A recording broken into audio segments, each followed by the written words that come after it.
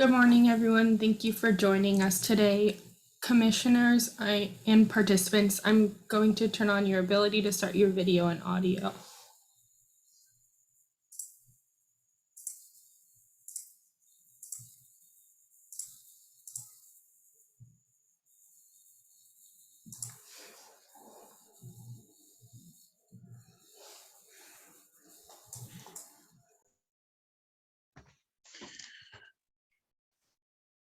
Good morning, Mr. Chairman and others.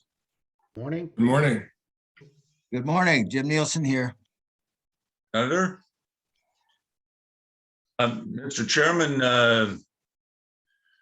you're going to be speaking quite a bit later. With your permission, we'll go ahead and I'll get started. Yeah, absolutely. Please do. Thank you, first of all, to the commissioners and to members of the public who have joined us. My name is Ethan Rarick. I'm the executive director of the Little Hoover Commission. I want to thank you for joining us today. I would like to introduce the commissioners who are here with us today. The chairman of the commission, Pedro Nava, Commissioner Gil Garcetti, and Senator and Commissioner Jim Nielsen. I do not believe that Commissioner Schwamberger has been able to join us yet, but I believe she will be joining us shortly, pardon me. Commissioner Janice Sidley, who was scheduled to present today and who served on the subcommittee for this study, unfortunately was not able to make it today due to an illness. So Chairman Nava will be presenting the full report today. Also with us today are the commission's staff, in addition to myself, project managers Crystal Beckham and Tristan Stein, and analysts Sherry McAllister, Rachel Mattioli, and Ashley Hurley. The Deputy Executive Director of the Commission, Tamar Foster, who was the project manager for this report, began a maternity leave recently, and so she is not able to be here with us today either. Today, we look forward to sharing the findings and recommendations from the Commission's work on law enforcement training and post. We will hear from our chairman, Pedro Nava, and then from stakeholders about how these recommendations, if implemented, would impact their work directly and the law enforcement field in general. Chairman Nava will present our commission's findings, and then we are honored to be joined later by experts on law enforcement training.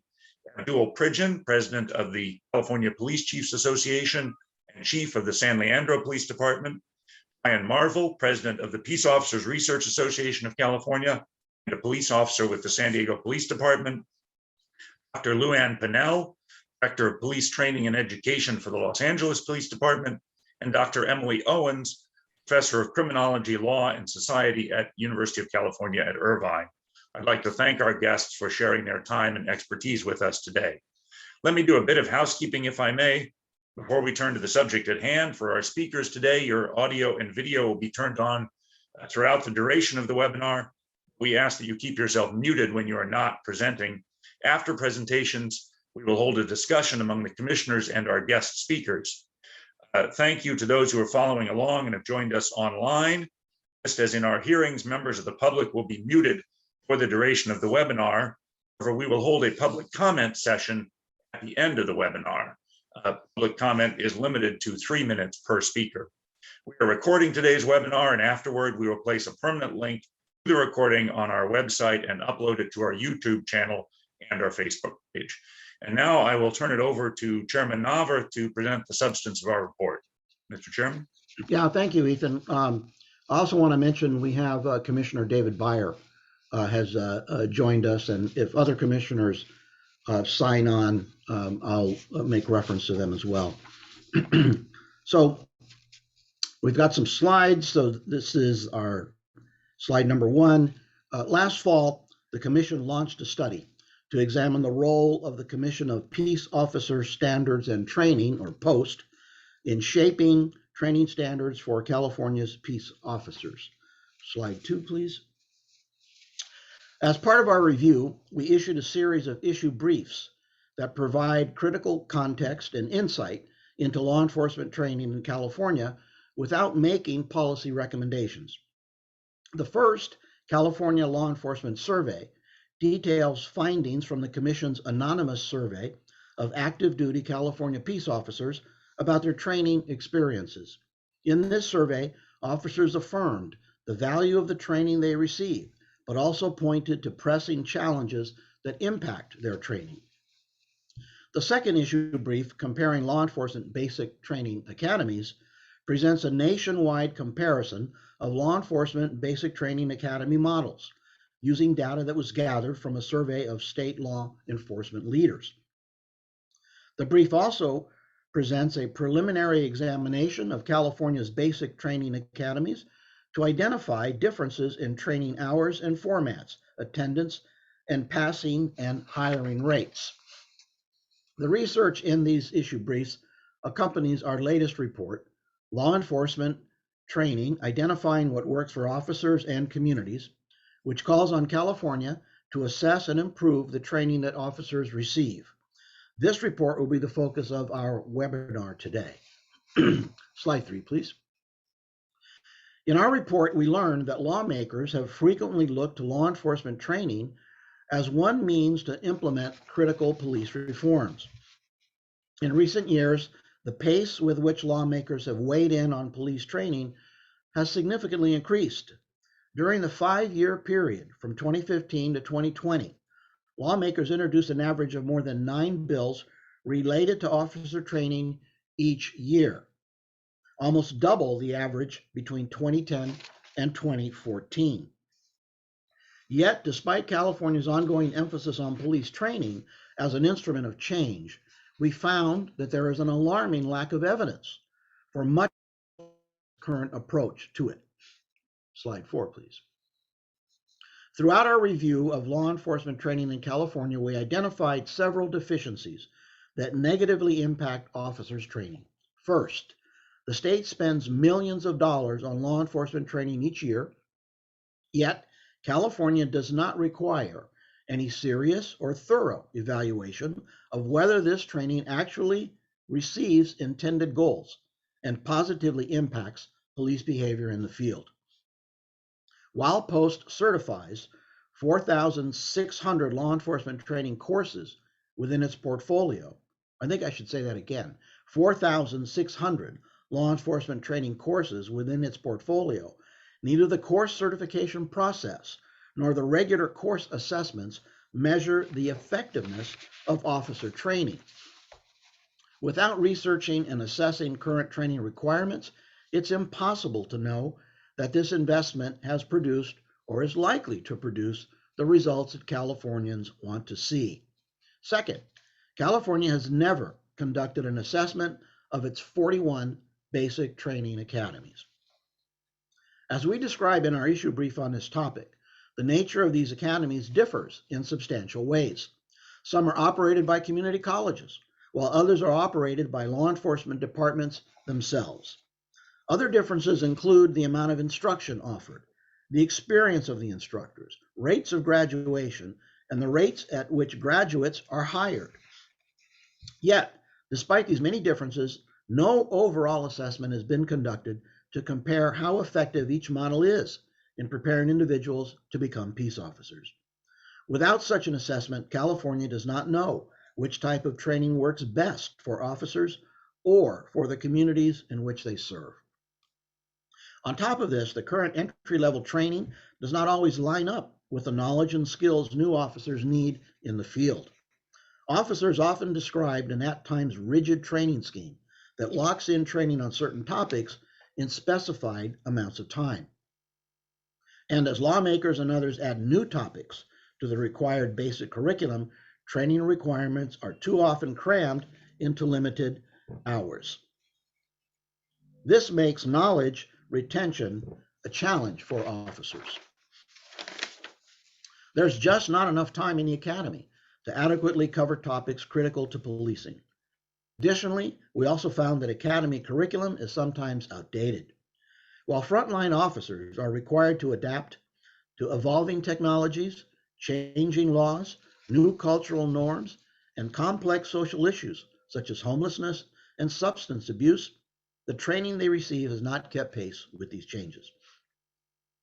Police chiefs specifically noted that some of the more rigid training requirements do not include problem solving, communications, and community policing philosophy, topics that could help officers respond to various complex situations. Finally, California requires and invests in few ongoing educational opportunities for peace officers throughout their careers. Known as in-service training, this ongoing education is a primary way officers stay current with ever-evolving laws, policies, trends, and societal demands. It is also a way for officers to practice certain skills specific to their role. Current ongoing training requirements are generally standardized and do not account for an officer's experience, time on the job, or role. For example, there are no set expectations for what officers should know once they reach 5 or 7 or 10 years of service. To make matters worse, the state's current approach to continuing education too often results in training inequities across law enforcement departments and regions. Departments in high socioeconomic communities are more likely to have adequately funded police departments that can choose to prioritize training. Departments operating in less resourced communities, on the other hand, have little room to budget beyond minimum requirements. Addressing these training deficiencies is an essential step towards meaningful law enforcement reform, and California must take on this crucial work.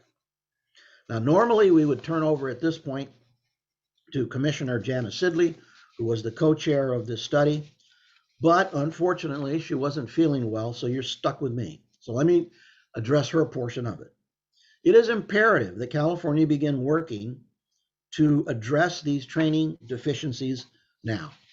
Californians deserve to know that the investments made to officers in their communities will result in the changes they want to see.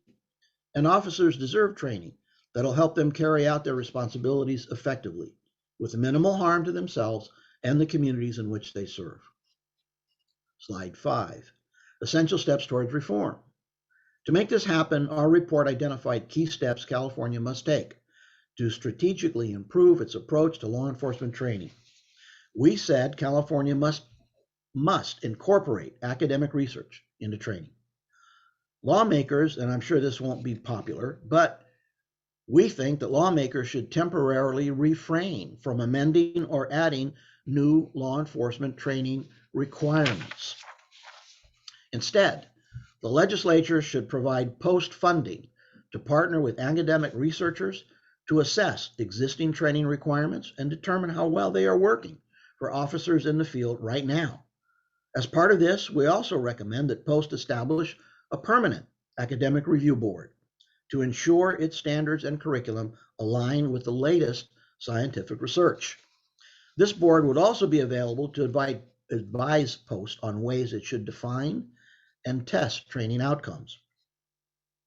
Incorporating research in this way can help identify the most effective training practices, as well as training that is not useful anymore or that leads to unintended consequences. Next, we called on California to assess and compare its 41 basic training academies. As I explained earlier, these academies differ significantly from each other, but these differences may or may not be beneficial. The variation among these academies provides a natural research experiment, and California must take advantage of this opportunity to compare and measure different types of law enforcement training. In this evaluation, Post should consider how well each academy is preparing recruits and identify, if possible, any best practices for academies moving forward. We also recommended that California rethink its approach to entry-level training. Officer trainees need to be given appropriate time to learn and practice the skills necessary to serve and protect their communities. While we don't take a position on how much additional time is needed for entry-level training, we do recommend that Post review and evaluate the current basic academy training curriculum. Instead of cramming an ever-changing list of required topics into an allotted set of hours, Post should be given authority to assess and restructure the content of the basic academy. This assessment should evaluate the effectiveness and relevancy of courses for today's needs and identify any gaps in officers' foundational training. This will help ensure that appropriate emphasis is placed on the skills new officers will need when they need them. Post should also look for ways to make the field training program more complementary to academy training. Facilitating more back and forth learning between the classroom and the field could help officers better relate to and understand challenges facing the communities in which they will serve. Based on Post findings, the entry-level training program should be redesigned to ensure recruits receive appropriate and effective training before their probationary period ends. Along with this, California should develop robust ongoing education for peace officers throughout the lifetime of their service. To do this, the state must invest in thoughtful, robust, ongoing education program that is tailored to meet the state's expectation for officers, whatever their role or tenure may be. We recommend that Post establish a new advanced academy experience required for officers with between 2 to 5 years of experience. This new academy should be designed to reinforce entry-level training and incorporate the more advanced concepts currently embedded in the basic academy. This gives officers a chance to better apply these concepts within the context of on-the-job experience. Crucial to this new academy is including sufficient time to reinforce critical skills that are not yet adequately covered in required training. In addition to this new academy, Post should work to improve officers' access to ongoing training. By developing more live or self-paced online courses and providing training materials for use by departments, Post can ensure all officers have access to additional training. Our final report recommendation calls for the creation of a more representative Post Commission. With the power to influence training standards for a profession that requires such a high level of public confidence, the composition of the Post Commission is incredibly important. Since its formation in 1959, the membership of the Post Commission has been dominated by law enforcement officials. While maintaining a majority of seats for law enforcement officials is crucial, the balance of Post Commission must shift to better incorporate a variety of civilian voices. With that in mind, we recommend adjusting current commission membership to add additional public members, specifically members with expertise in academic research, adult education, health and mental health, and individuals from vulnerable and underrepresented communities. Thank you. Now let me turn this over to our Executive Director, Ethan Rarick, to introduce our first guest speaker. Thank you, Mr. Chairman. We now will turn to 4 outside experts who will discuss our report, and I believe we're going to actually take these slightly out of order in that we have been unable to contact Chief Pidgeon yet to make sure that he is on the line. So we're trying to reach out to him now. So if we may, we will begin with Brian Marvel, who is the president of the Peace Officers Research Association of California, a professional federation of local, state, and federal law enforcement agencies that represents over 77,000 public safety members. He also serves as a police officer with the San Diego Police Department. Officer Marvel, I apologize for calling on you out of order, but if you can give us your thoughts, we would appreciate it very much. And you are muted, officer. Perhaps on, there we go. All right. Yeah, thanks. No problems. Unfortunately, I can't stay on for the whole event. I can do my presentation and then unfortunately I have to jump off. But again, my name is Brian Marvel. I really appreciate the opportunity to participate in today's discussions. We're pleased to see the recommendations provided by the Commission in their recent report, which the vast majority of them align with PORAC's own proposals for improving policing in the state of California. Today, I'd like to walk through some of the challenges officers face today that training would help to alleviate, as well as identify where the Commission and PORAC align in our priorities and initiatives for law enforcement training. PORAC has been at the table for years proposing solutions that will help us to chart a new path forward for policing in California and across the country. We recognize improving training as fundamental to better prepare our officers to meet the expanded challenges and obligations that are placed on the law enforcement community today. While California peace officers are already required to meet some of the most rigorous training requirements, PORAC is committed to having the best trained, most highly educated police force in the country by the end of the decade. That's been a commitment we've made. And we're willing to partner with any lawmakers, organizations, and advocates in our state who share these same objectives. To truly improve public safety outcomes and restore trust in law enforcement, we must view an officer's career holistically. PORAC doesn't just want to improve training. We want to recruit, train, educate, and retain the best officers for the job. We look at an officer's entire career and improve and develop new processes that ensure our officers have the necessary tools and skills for the job, especially when confronting resistance. We've made progress, but we're also facing a paradigm shift in the way officers are perceived by members of the public. We've seen attitudes, tones, and aggressions change toward law enforcement. Disrespect towards officers has become somewhat of a cultural norm nationwide, making it difficult and a complicated job even more complex. It's also made it even more difficult to recruit qualified men and women into the field. In a recent survey of about 10,000 officers, only 7,000 said they'd recommend law enforcement as a career. Departments across the state are forced to leave open positions vacant or hire underqualified officers, which PORAC in no way supports. Police work has always been dangerous and often thankless job, but the conditions surrounding the job have worsened over time. To help repair the trust between officers and the communities they serve, we need to facilitate a cultural shift, both within the law enforcement profession, but also externally in the way officers are perceived by the public. This will take time and increase resources and funding to support new outreach programs and the training and education our young prospective officers need to prepare them to meet these expectations of the modern police force. But we firmly believe this will set our prospective officers on a path not only towards a career in law enforcement, but also providing the public safety our communities demand.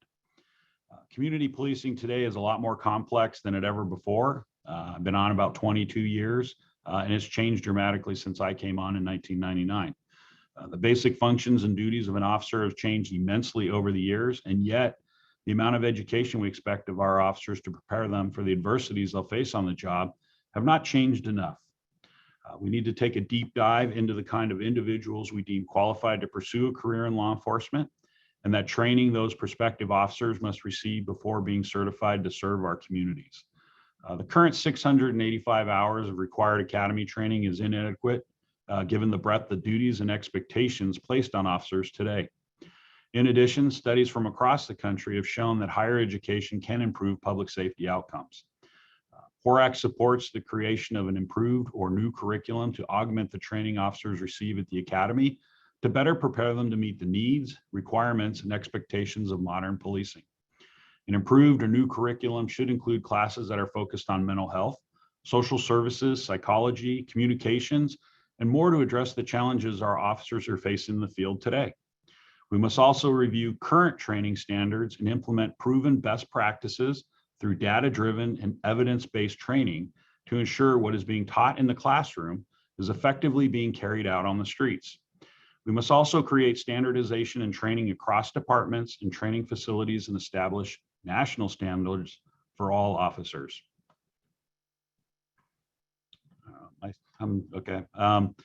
There's more, these are more practical training requirements, must also be supplemented with more academic coursework that will help California's peace officers better understand not only how to implement the tactics that will allow them to perform their duties safely and effectively.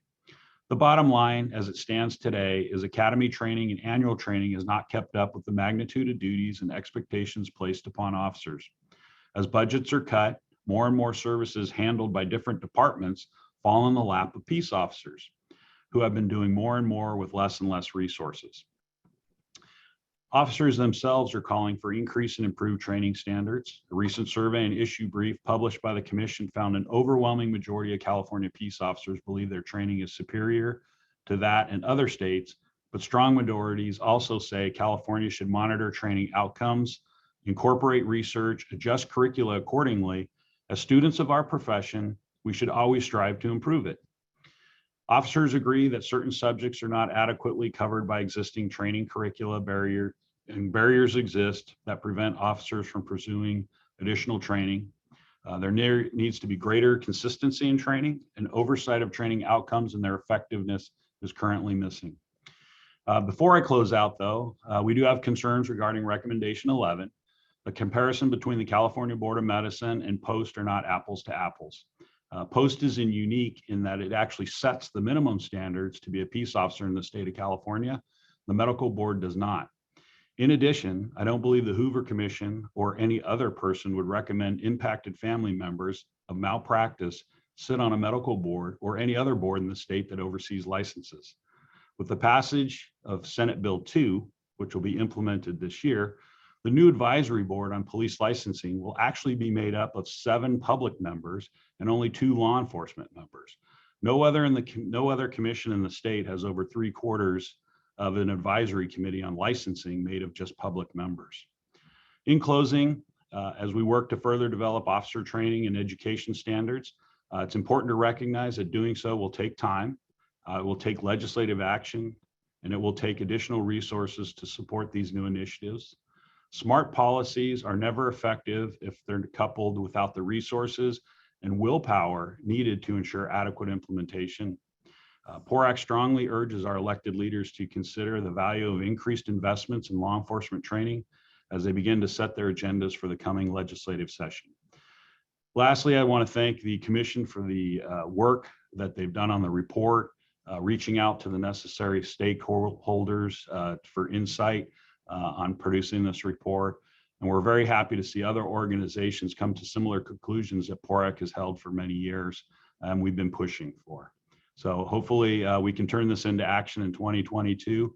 And I look for a continued working relationship with the Hoover Commission and the other members of the panel. Thank you. Thank you very much, Officer Marvel. I do know that you have to go, and so I appreciate your taking the time to speak with the commission today. We will now turn to our next outside presenter, who is Chief Abdul Pidgeon. Chief Pidgeon serves as president of the California Police Chiefs Association, which represents municipal police chiefs and their agencies in California. He recently was named chief of the San Leandro Police Department and previously had served as chief of the Seaside Police Department. Commissioners may remember Chief Pridgen testified before the commission earlier this year when he was chief in Seaside. Chief Pidgen, I know you had to step out of another meeting and speak to us, and then I believe you have to go back into that meeting. So I very much appreciate your time. Chief Pidgen.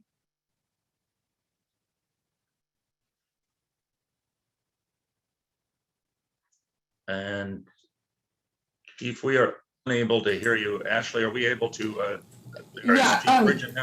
He's gonna need to unmute himself. Chief Pidgen, you are muted apparently on your end.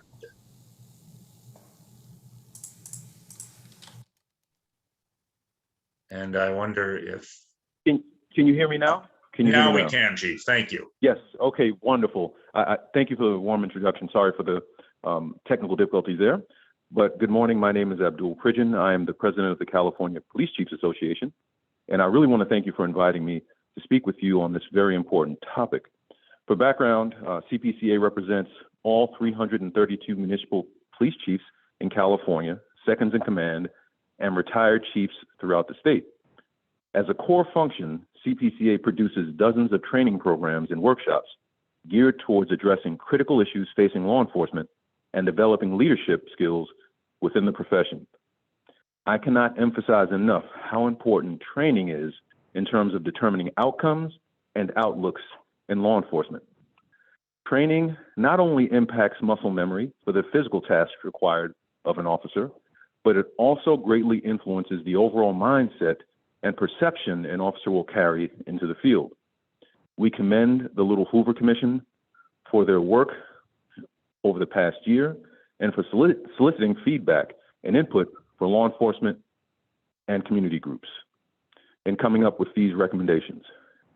Now, any path forward must begin with a complete understanding of where we are now, what is working, and what needs to be improved. The recommendations from the Commission to finally do a thorough review of existing training is necessary and overdue. We have placed many new mandates on our officers over the last decade, and our training has done its best to keep pace with these changes. Now it is time to take a step back and evaluate what has been done and if our training is achieving the desired result.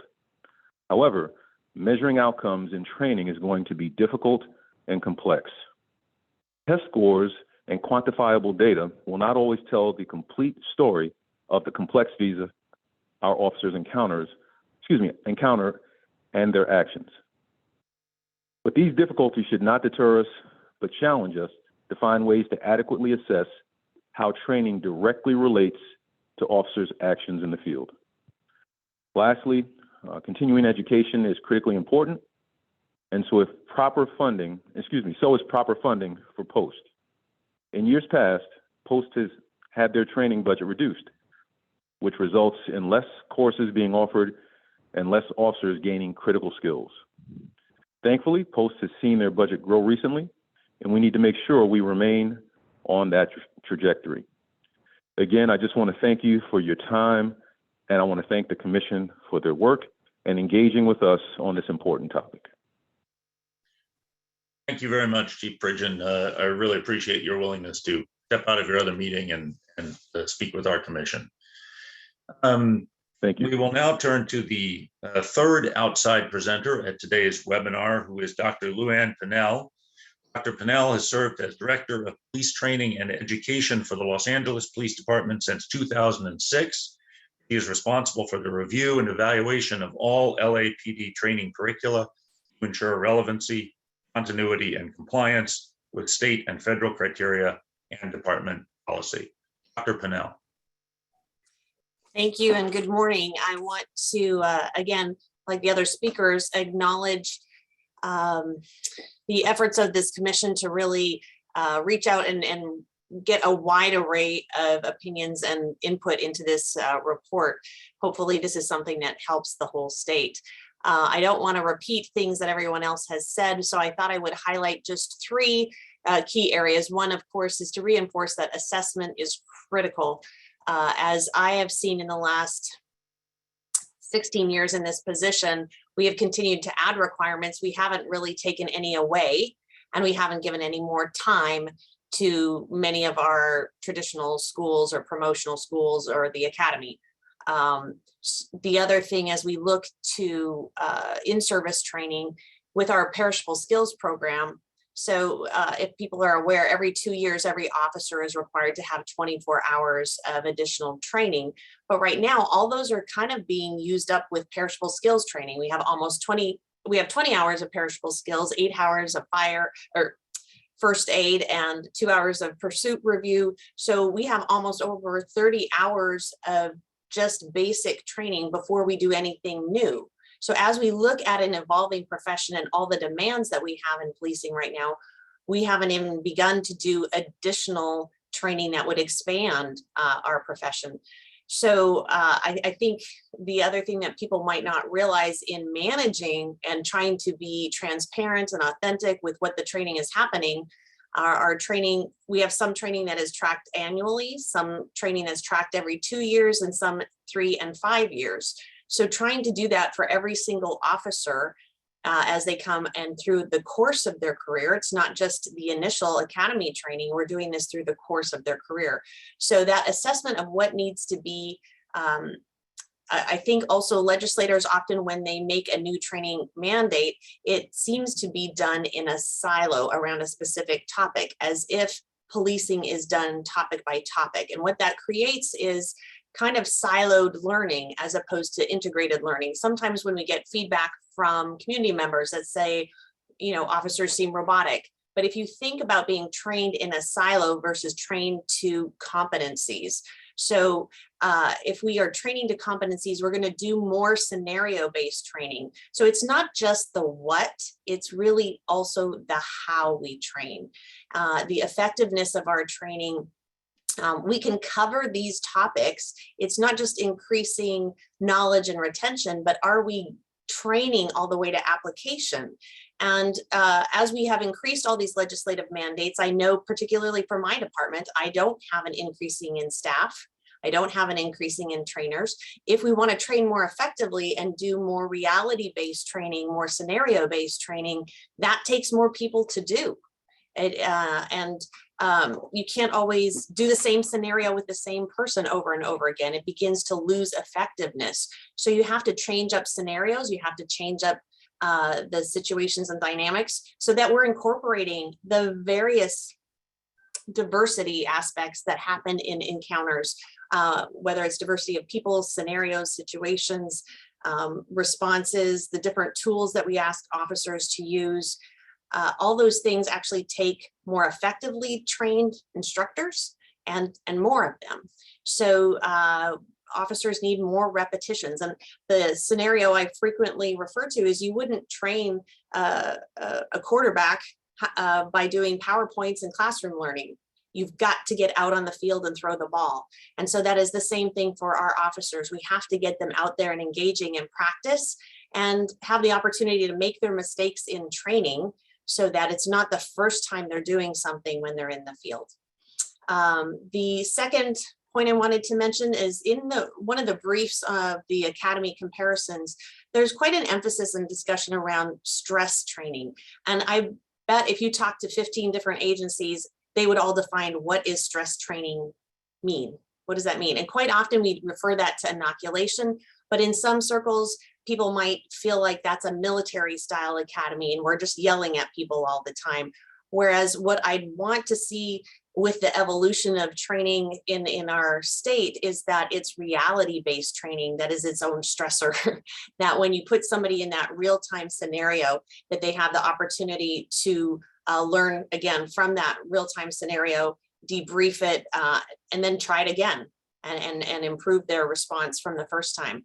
So I think we do ourselves a disservice when we think of academies as just stress or no stress, as if that's the ability of any person. In our academy, what we try to do is have officers shift set. And what I mean by that is that in the classroom environment, it is collaborative learning. We can have discussions and robust discussions and arguments about how to handle a situation. But then we also have to shift set into more disciplined and responsive environment where the stress sometimes comes from physical activity or chaotic situations, but it shouldn't really be all or nothing. And I think that's an important piece not to lose. And this is back to applying the knowledge that we expect them to have, and that application should be outside of just classroom learning. So it shouldn't be siloed into just one topic. Another good example, we talk a lot right now about procedural justice, but what does that actually look like in a scenario? If you just teach the content, you may get the knowledge and retention, but you might not get the application. We need to see what it looks like in an actual scenario. So that is kind of my other big thing about scenario-based training. I would like to say and actually acknowledge the support that our department had from POST to shift our academy from kind of more of a classroom-based academy to a scenario-based academy back in 2008. It's a difficult shift to make because it takes more people and more resources, and many departments don't have the support to do that. So I don't know how this commission or the research can help with that, but if agencies can understand that their training can be more effective by putting people into scenarios sooner. Again, many agencies would like to do that, but don't have the resources to do it. Then the third part I would refer to in the discussion of the Advanced Academy, our department was supported in shifting to a program called Police Sciences and Leadership back in 2016, where we started bringing back academy classes at 11 months before they made it in probation. So they would have been in field training for 11 months and they would come back for 2 weeks of training. 1 week would be our mental health intervention training, which is a 40-hour course. And then the second week is Police Sciences and Leadership, where we revisit their experience in the field. And we kind of, just like in other professions where people have an internship and come back to training, that's how we treated that training. I think it's been highly successful and rewarding both for the officers involved in it and our instructors as they see that this next generation is building. And I think in the report, I refer to changing the training paradigm from getting out of the academy and having to wait years to go to specialized training, is to putting more emphasis on the first 5 years. If we create a stronger foundation in that first 5 years, that will shape an officer's experience for the rest of their career. And it can't just be topics, it has to be mental health and wellness. It has to be support for being healthy and resilient, not just to get through an academy, but to get through the whole career. We want to decrease officer suicide. We want to increase health and wellness, because we know officers who take care of themselves also are able to take better care of their communities, and their work environments are healthier. They are stronger leaders. They support health and wellness of others. So I can't emphasize that enough, that some of the content areas that need to be expanded to look at what officers are facing today. I think that integration of technology and how officers can use technology to be more effective and efficient, it also needs to be brought up, but it's not equal across the state. And not every agency has access to the same resources or uses body video, for example. So I'm excited about looking at these aspects, because it's the structure of this profession moving forward. And I do agree that we have the opportunity for California to be leading the nation on the direction in police training. And I think that's all I have for now. Thank you. Thank you very much, Dr. Pannell. I believe you can stay with us, and we have some time set aside after Dr. Owens' presentation for discussion with the commissioners. So we look forward to that as well. So I will now turn to our final presenter before the discussion period with the commissioners. The final presenter is Dr. Emily Owens. Dr. Owens is a professor in the Department of Criminology, Law, and Society at the University of California, Irvine, and also holds an appointment in the Department of Economics. He studies a wide range of topics in the economics of crime, including policing, sentencing, and the impact of local public policies on criminal behavior. He is engaged right now in ongoing research on police training. And I believe, Dr. Owens, I'm told you're juggling childcare today, so we really appreciate your taking the time to speak with us. Dr. Owens. Yes, thank you. And I did have some slides to keep myself on track, but also sort of highlight what I think some of the key takeaways are. And should I share my screen and do it from there? I believe, Ashley, are we going to control the slides, I believe? Yes, sorry, we are controlling the slides. I will pull them up now. All right, great. That works for me too. All right. So, okay, so thank you for that introduction. And I'd like to use my time to talk about what these recommendations, if adopted, would mean for the research community, and also for, I think, evidence-based policing more broadly. Over the last 13 years, the phrase evidence-based policing has grown from a sort of a conceptual academic buzzword to something that I think is increasingly central to modern policing agencies. To give an example of this, I think one of the biggest contributions of sort of the evidence-based policing revolution is the increased use of hotspots policing, where police are sort of directed to solve problems in locations that are shown rather than sort of believed to be the source of a disproportionate number of crime problems. I'm going to go to the next slide. After the summer of 2020, academics like myself were fielding hundreds of calls from practitioners, policymakers, and reporters, and they were all asking, the same question, which was, what does the evidence say about police training programs? What does sort of science tell us about what police officers should know, and what the best ways for training programs are? What the best ways for training programs to impart the information that officers need to know?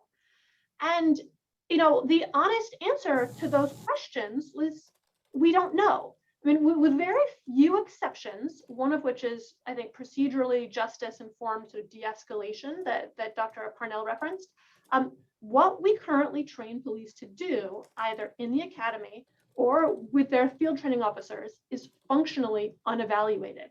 And I want to be very precise about this. Substantively, none of the training programs Post currently offers have been tested to see if these programs make police officers better at doing their jobs when they're out in the field.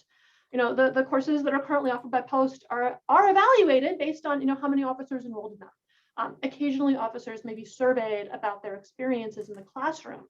An officer's actual job performance when they're out in the field interacting with the people of California is just not connected to the courses that they took. And what I think is really important and really quite revolutionary about the first recommendation of the Little Hoover Commission is that it acknowledges this fact that current post-training hasn't been evaluated. And what is actually really important to understand here is that the absence of evaluation does not mean that the current training doesn't work, right? That it's all crazy. It just means we don't know what works and what doesn't. And we should know, we need to know the difference between those two things, because you can't improve police training without knowing what the status quo is. And it's very easy to respond to a crisis in policing by requiring more untested training that logically appears to address a particular issue. However, this response of sort of training-based police reform comes at a very real cost. I've had many conversations with police chiefs who were enthusiastic about testing a new procedural justice inspired training program, but simply couldn't afford to take officers off the street for more training. And as a teacher, I know that students learn and retain much more information when I cover a few topics, but in much greater detail. And asking officers to train on concepts and actions that don't help them on the job is not only wasted officer time, but it can also dilute the impact of otherwise critical training that they are receiving. And so I think the first recommendation of this report really is for the legislature and post to allow for police training in California to truly be reset, to allow post and the research community to develop a strategy to find out what current programs are doing what they should and what programs are less necessary. And I think it's just the case that potentially game-changing information is simply harder to retain and learn when it's delivered as part of a 664+ hour training package, as opposed to when it's one of the three central concepts that officers are exposed to. The second recommendation is really something that would also be just revolutionary, which is requiring that California police officers are being exposed to training that will actually help them do the jobs that Californians and they want police officers to do, and that's keep communities safe. Right? The goal of police training is not for officers to sit in seats or perform in virtual reality settings. It's for police officers to be able to enforce our laws in a legitimate and fair way in these high stress situations where they have to make sort of split-second decisions. I'm going to go to the next slide. And if we want to know what training programs are truly improving officer performance, we need to first be very clear about what it is we think good policing should achieve. What should it look like? I think low crime is part of that, but so is the absence of racially disparate contact and excessive force, as well as officers being safe and doing their jobs in a way that protects officer wellness. And I think recommendations 2 and 3 of this report are really asking posts to allow for the creation of evidence that's necessary to develop evidence-based police training. Right? So training in the academy and on the job needs to be connected to what individual officers are doing in the field. Training just cannot be improved if this doesn't happen, full stop. Right? And it's also going to be necessary to figure out a strategy to credibly evaluate the impact of a particular training program on established and quantified goals that we can actually measure. And here I want to pause and highlight what an enviable position California is in, I think, relative to other states and really other countries for 2 reasons. So let's move to the next slide. So Chief Pridgen was exactly right in pointing out that quantifying good policing is really going to be a challenge. At the same time, I think California has already taken sort of really important steps in the right direction. This state is already in the process of rolling out the Racial and Identity Profiling Act of 2015.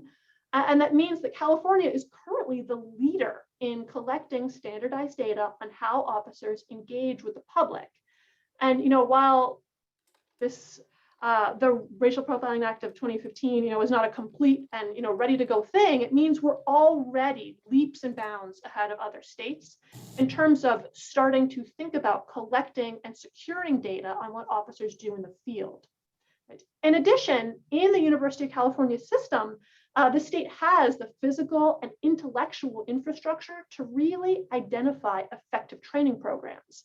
And I want to specifically reference the resources available in the California Policy Lab, of which I am an affiliate. If you want to go to the next slide. So the California Policy Lab, or CPL, is the combined effort of the different University of California campuses. And its reason for existence is to assist state and local agencies in improving the lives of Californians through research on pressing public policy issues. Now, a big part of this is the ability of the CPL to store, next slide. The CPL has the capability, the technology to store, maintain, and analyze sensitive, individualized administrative data in a highly secure way that allows for really credible and robust research that also protects the privacy of the individuals whose data is being recorded and being collected. Right? So the state of California really knows how to do this and has these resources available through the CPL and the University of California system. I'm in the next, the next slide.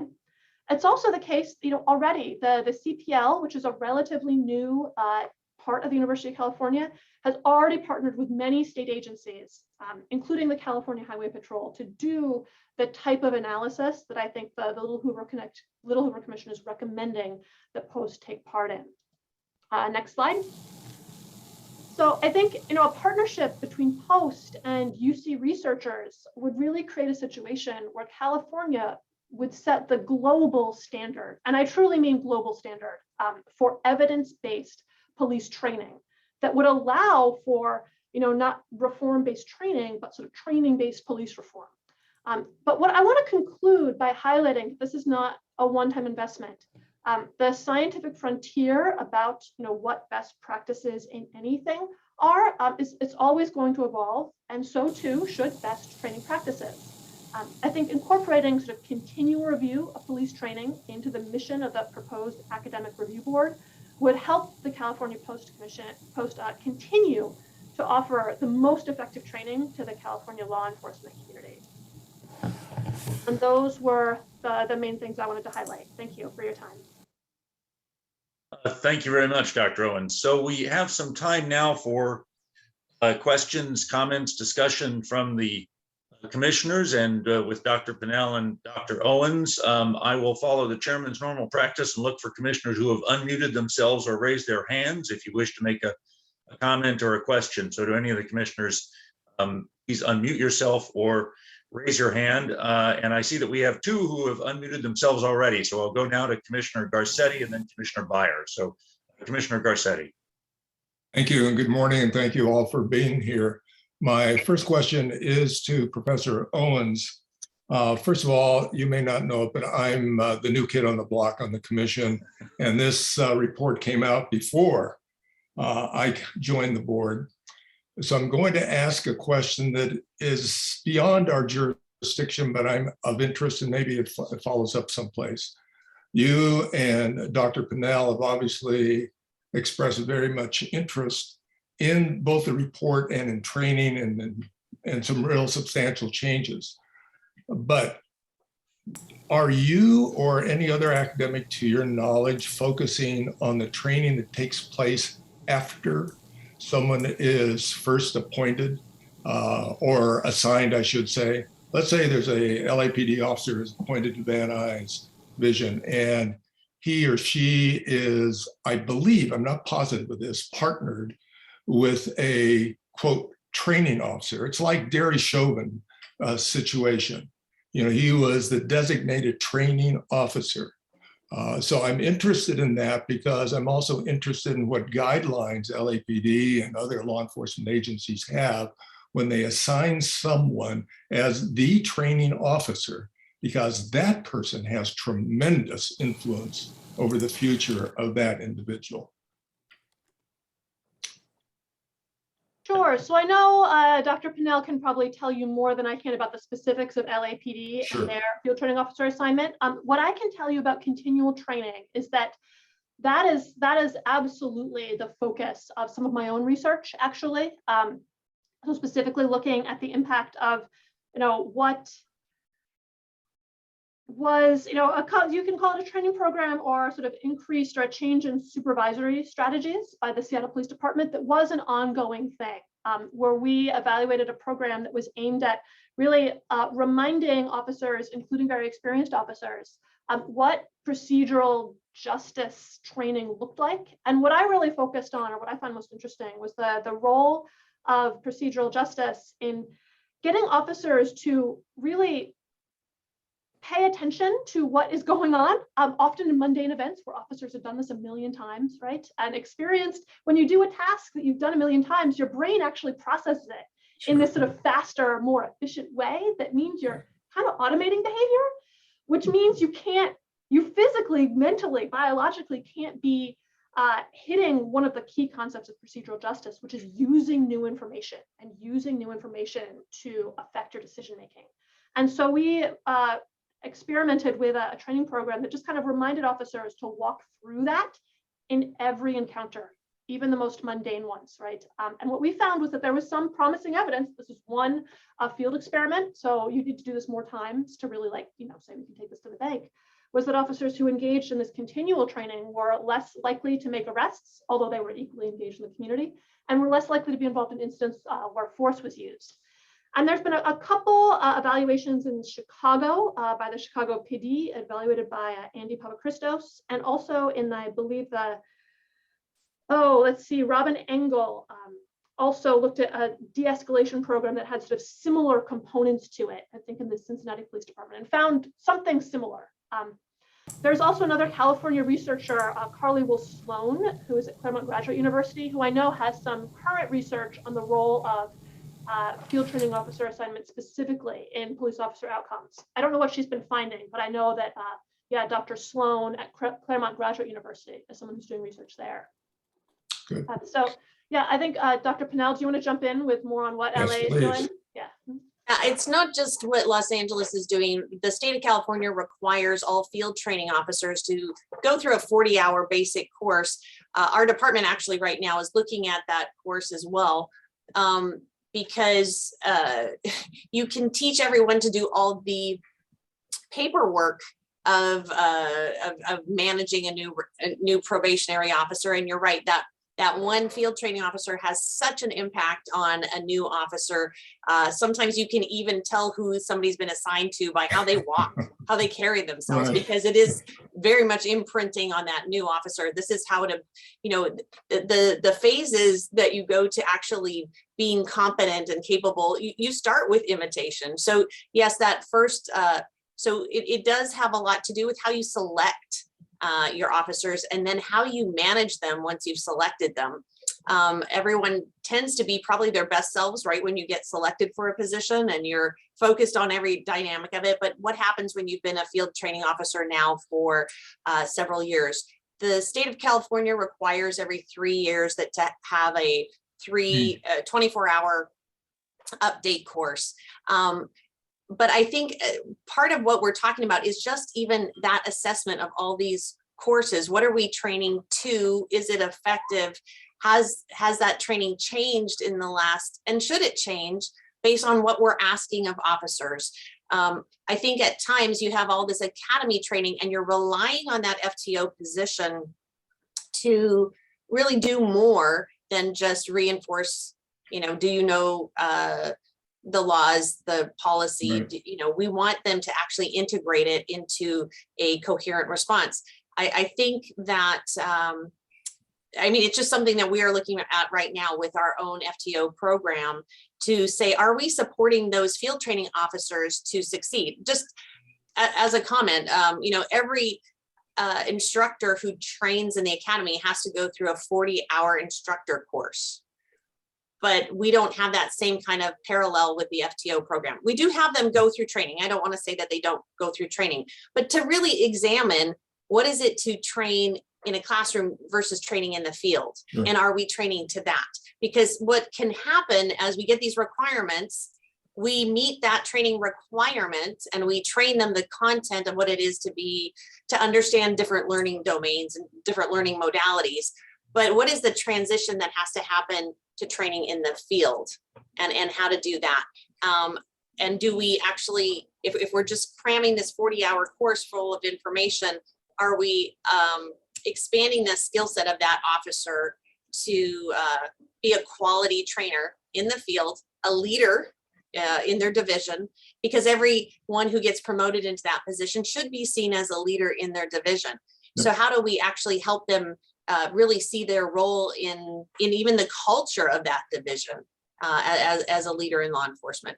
So again, we're in the middle of an assessment around that right now, but sort of the different areas, whether that's the field training officer or a supervisor, looking at each of those courses and assessing if we are doing the most we can to help people be successful in what we're asking them to do. Thank you both for your very informative responses. Thank you. Thank you, Commissioner Garcetti. Commissioner Byer.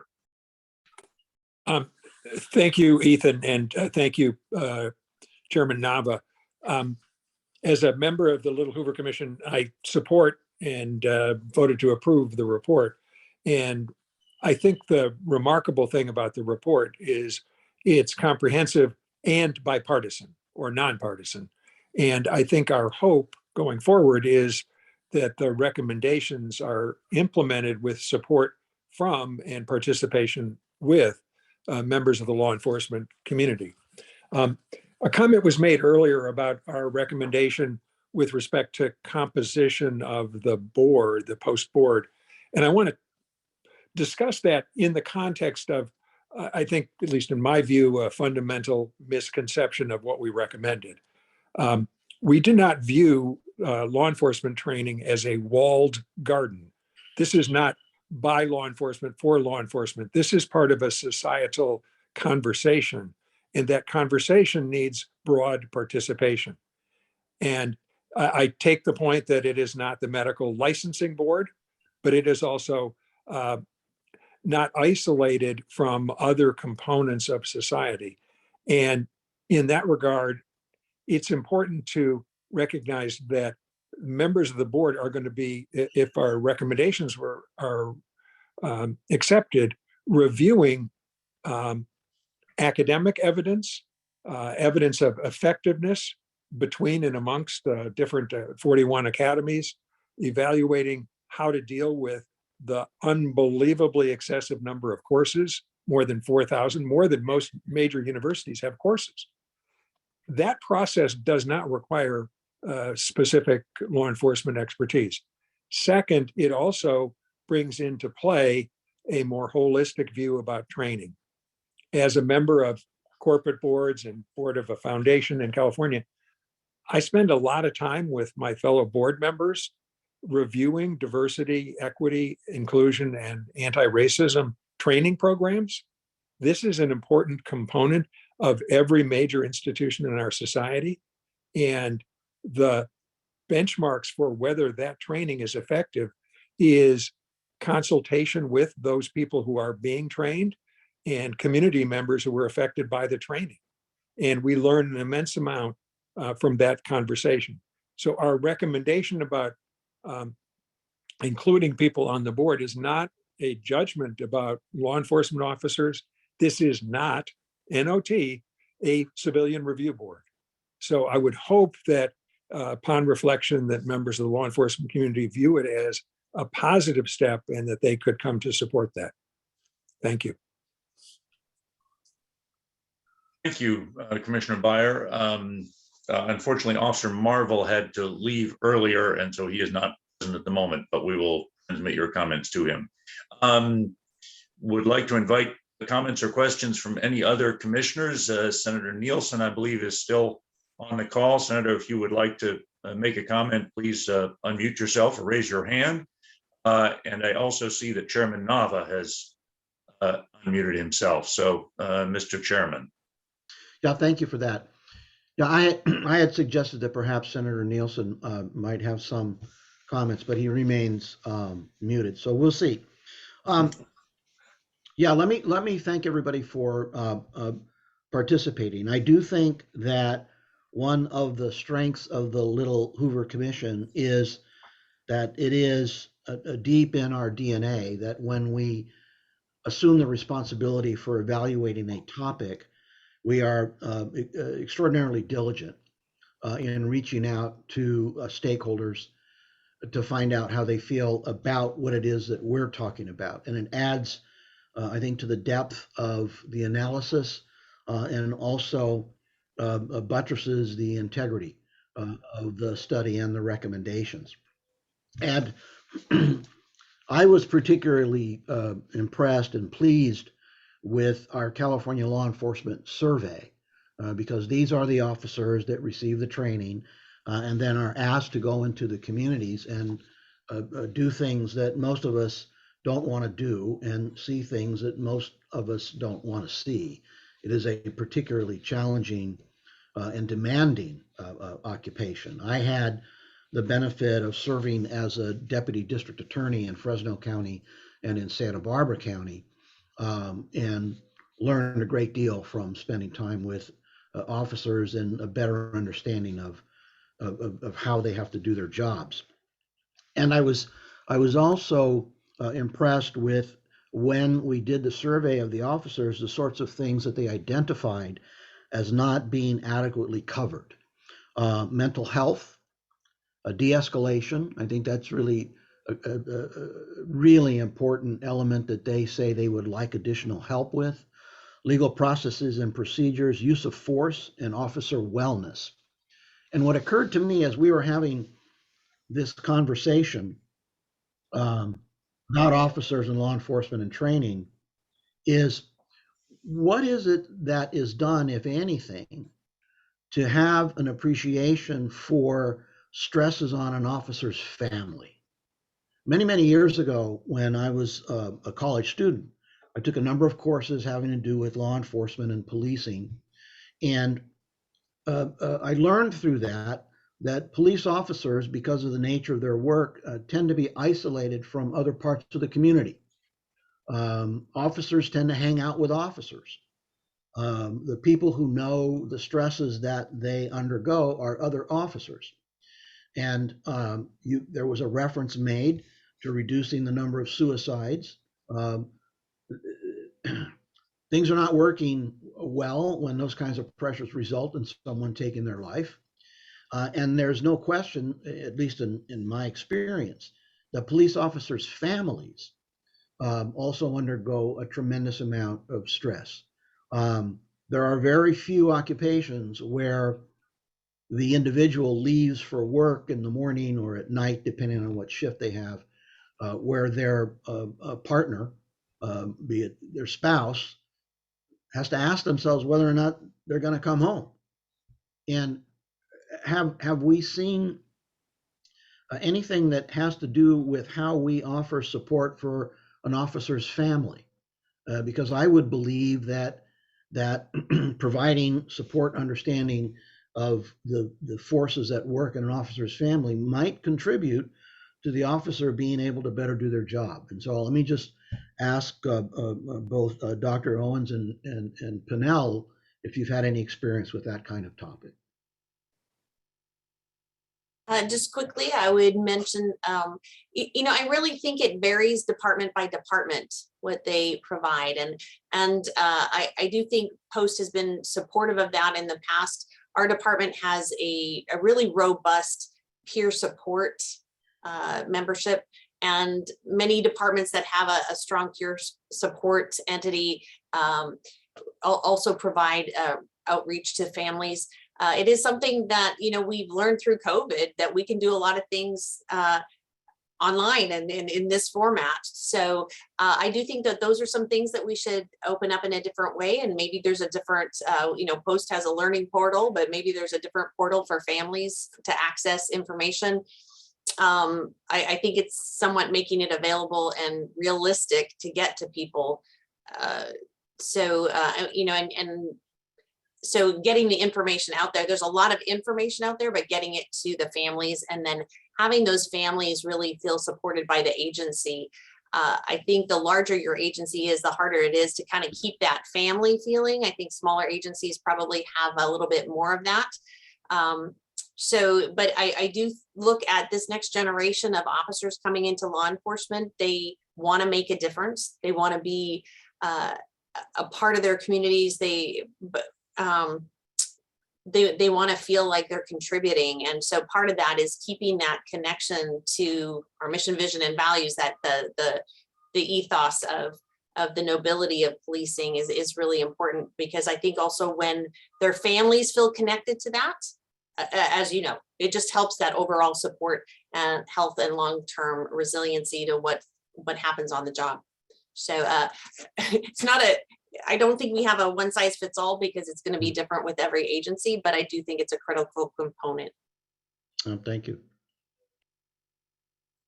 In terms of research, I think that's a really interesting question. What role could officer training focused on promoting officer wellness and sort of the ability to continue doing this incredibly taxing and almost sort of mentally impossible job on their families? While I can think of some qualitative researchers who might have worked in that area, I'm unaware of any sort of quantitative empirical research on outcomes for the children of law enforcement and how training might impact that. And I know exactly why, which is that it would require linking, again, child outcomes. So frequently something you can measure is school, if they're enrolled in California public schools, school performance in test scores. And then linking work outcomes or contact with the criminal justice system, actually outcomes to a parent's job, is something that's tricky to do. Just having that requires linking like a couple of different administrative data sets that are maintained by different state agencies. However, one thing I want to highlight is that is exactly the type of linking of administrative data sets that the CPL is set up to do. The state of Texas has actually done a lot of sort of proof of concept research in showing that you can connect administrative records on sort of multiple generations of families and really track how changes in the criminal justice system affect outcomes for children and for grandkids. And so I think if that was something that Post was interested in doing, I think that is feasible and exactly the sort of thing that the University of California, understands is important and is setting itself up to do in a way that, again, maintains confidentiality and allows the state to use for research purposes, as opposed to putting people at risk because of data confidentiality issues. Yeah, thank you. Dr. Owens, while we're talking, one of the things that you brought up in terms of CPL, it sounds as though CPL has worked on projects that would be relatively easy, so to speak, to shift over to work with Post. Mm-hmm. Can you give us some examples of the work that CPL has done in the past, that let's say you could wave the funding magic wand and the legislature says, we're prepared to pay for this, we're going to give Post the money. I'm sure they might feel a little bit more confident about doing that if they didn't feel they had to reinvent the wheel. So how do we avoid reinventing the wheel? Yeah, so what I have done specifically with the California Policy Lab that is relevant here is that I have conducted some analyses of the data collected under the Racial and Identity Profiling Act of 2015 for the California Highway Patrol and also for the LAPD, actually. And so what I did was using CPL, a lot of it is this just like really secure computer server where they sort of have this environment where myself and my research team could take, the LAPD's data that it was collecting under RIPA and connect it to some human resources data, connect it to other LAPD sort of buckets of crime data, its own officer supervisory system, and really link at the individual officer level, how an officer was being supervised through the LAPD's existing infrastructure with their performance in RIPA, and take a look at how those two things were related. If it was if there was a connection between officers who looked like they were making a certain number of sort of RIPA stops with, how the LAPD was currently engaged in oversight. How did the sort of specific socioeconomic conditions where an officer was working relate to the type of stops and the sort of the outcome of stops that the LAPD was making. In the California Highway Patrol, we were able to analyze all of the California Highway Patrol's sort of Racial Identity Profiling Act data, along with stops that CHP officers made in non-enforcement contexts, and really sort of compare how officers were engaging with civilians who sort of needed CHP help, right, and sort of flag them down, with how officers were, engaged with civilians in enforcement conditions, and then also connect that to data on road safety that CHP was also collecting. So the CPL is also engaged in other it's engaged in other work with the San Francisco District Attorney's Office in evaluating particularly how people do after under different sort of pretrial adjudication sort of schemes, pretrial release strategies. It's done a lot of work on unemployment insurance and identifying who in California is sort of taking up unemployment insurance and how that's changing over time, and studying who's sort of moving in and moving out of California is their latest research. So, Thank you very yes. much. Mr. Chairman. I was just going to say, Mr. Chairman, I see that Senator Nielsen is unmuted. So Senator Nielsen. Good to hear your voice, Senator. Thank you very much. Let me allow a little bit of an anecdotal insight. In addition to the issue of what I call taking it home. My many years as chairman of the California Board of Prison Terms, I developed an instinct of knowing or intuiting when members of the team, the staff, were taking it home. And that's really hard to not do because of what we dealt with every day. Law enforcement is even much more personal than our circumstance, I think. And one day, after the Peace Officers Memorial, a number of the families came into my office and were talking. And this woman said, "But Senator, what about me? My husband's name cannot go up on that Peace Officers Memorial wall." And this word flashed into my head: suicide, suicide. It emphasizes the need to, in our training, to intuit when something's bothering an individual and to give them some support through that. And in addition, to engage their families in some way when this take it home begins to be a reality. It really did, I don't know, change my instincts about the depth of the impact and the concentric circles of influence of the daily circumstance of a law enforcement professional. And it's always hung in there, that suicidal thing. Only one time did I almost take it home. It was a death penalty case, and I had to take all the material off my desk and just sit there for quite a while and prayed it out of my head. That would have been a very hard night if I had not been able to do that. And these professionals, far more than I ever experienced, have got to deal with that not taking it home. My point then is that we in our training need to be somewhat sensitive to those facts and that circumstance. Thank you, Mr. Chairman. Thank you, Senator. Back to you, Ethan.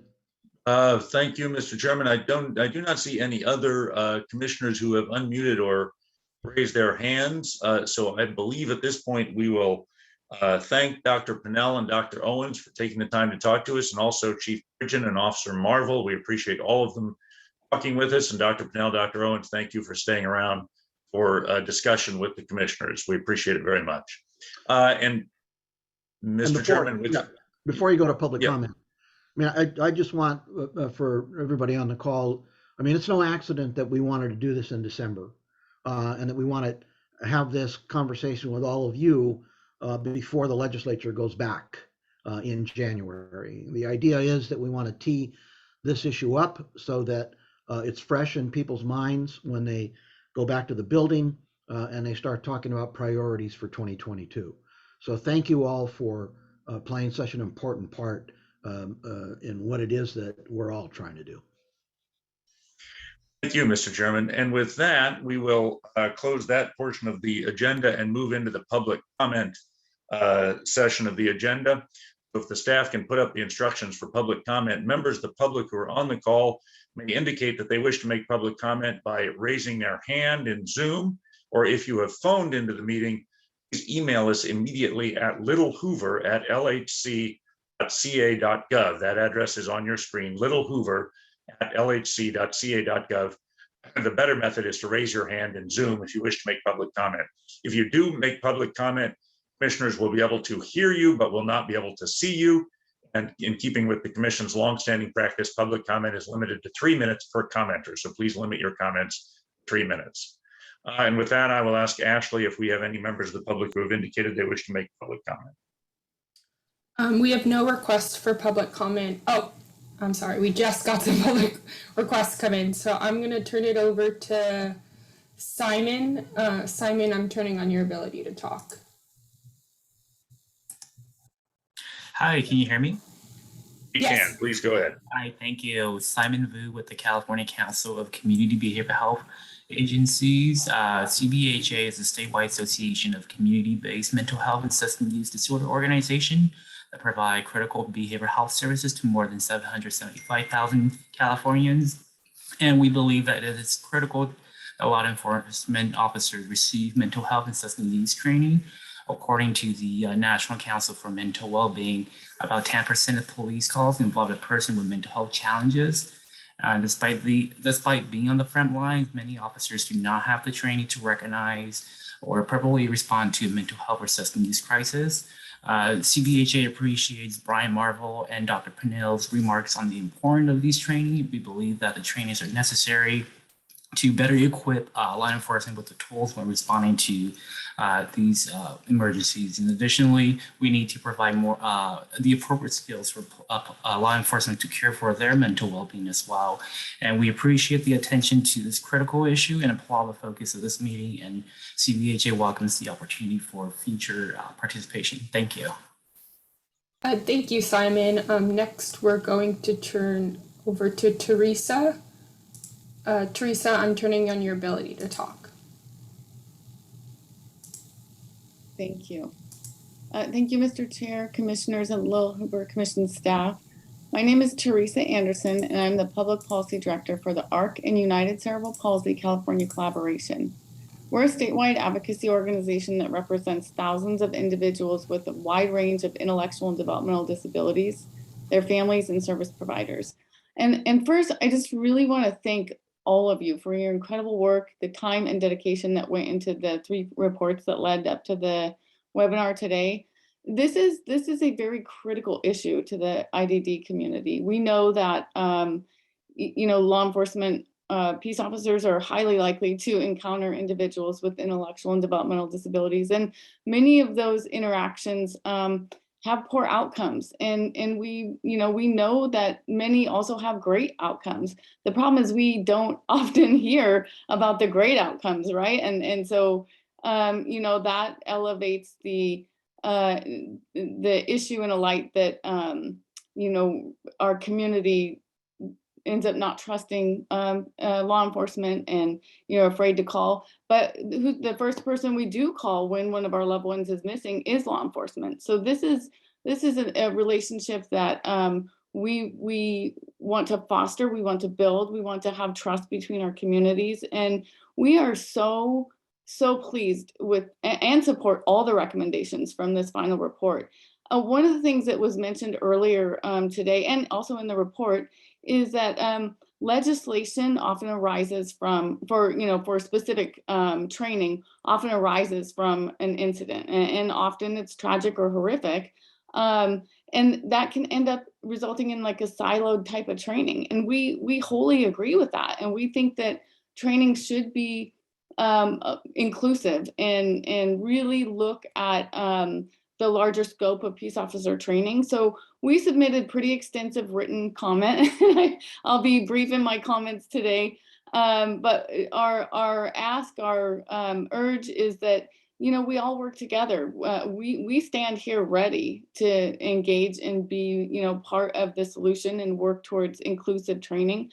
We're offering at any point to connect and be part of working with all of you. Again, I just really want to thank you guys. This has been something that we're going to share far and wide, and whatever we can do to build trust between the communities, were ready, willing, and able to do. So appreciate you guys so much. Thank you. Thank you, Teresa. We do not have any additional requests for public comment on Zoom or on email. Thank you very much, Ashley. Then, Mr. Chairman, I believe we have, that is the end of Ms. Anderson's 3 minutes, which she beat. Mr. Chairman, I think we've come to the conclusion of our agenda. As you know, we will be following up with the legislature and other policymakers on this issue, but I don't know if you had any closing comments, but I think we've completed our agenda for today. I just want to express my gratitude to the participants for taking the time to be a part of this. And as always, thank you to staff for a seamless the way the meeting was conducted. And I want to express my appreciation to our newest commissioner, Commissioner Garcetti, who remained with us. And thank you so much for the questions that you asked. I thought they were insightful and helps to flesh out additional aspects of the report. Of course, thank you. Thank you, Mr. Chairman. Thank you.